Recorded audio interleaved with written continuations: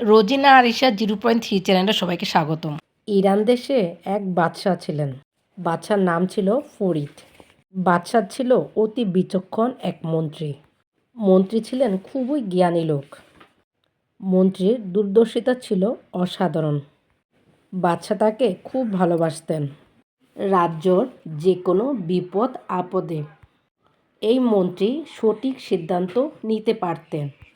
একদিন এক ব্যক্তি বাদশার কাছে গিয়ে গোপনে মন্ত্রীর বিরুদ্ধে অভিযোগ করল, হুজুর, আপনার প্রিয় এ মন্ত্রী ভিতরে ভিতরে আপনার শত্রু।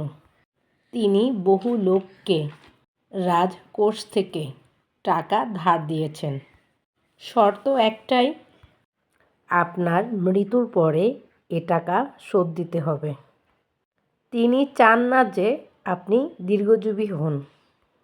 আপনার মৃত্যুর সঙ্গে সঙ্গে তার হাতে অনেক অনেক টাকা পয়সা আসবে।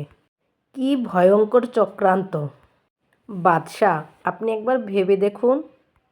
বাদশার এ কথা শুনে মন্ত্রীর প্রতি অত্যন্ত বিরক্ত ও ক্ষুব্ধ হলেন।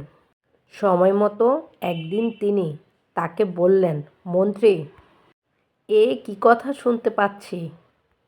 লোকজনদের টাকা ধার দিচ্ছেন অন্যরকম শর্তে। এর উদ্দেশ্য কী? আমি বেঁচে থাকতে আপনি এ টাকা ফেরত নেবেন না?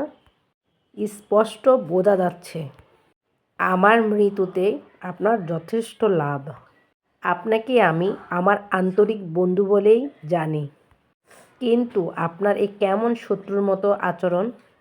মন্ত্রী তখন বাদশার সামনে আভূমি কুর্নিশ করল। জাহাপনা, আপনি যখন জিজ্ঞেস করলেন তখন আপনাকে সব কথা পরিষ্কারভাবে বলা উচিত।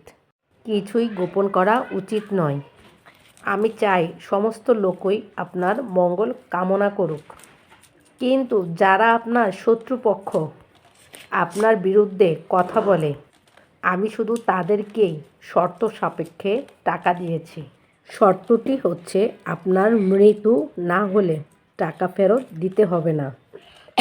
জাহাপনা, আপনি নিশ্চয়ই জানেন, টাকা ধার দিয়ে সহজে সেটা কেউ ফেরত দিতে চায় না। সুতরাং আপনার বিরুদ্ধ পক্ষ সারাক্ষণই কামনা করবে যাতে আপনার মৃত্যু না হয়, যাতে আপনি সুদীর্ঘ জীবন লাভ করতে পারেন। টাকার মমতাতেই তারা আপনার পূর্ণ স্বাস্থ্য ও সুদীর্ঘ জীবন কামনা করবে।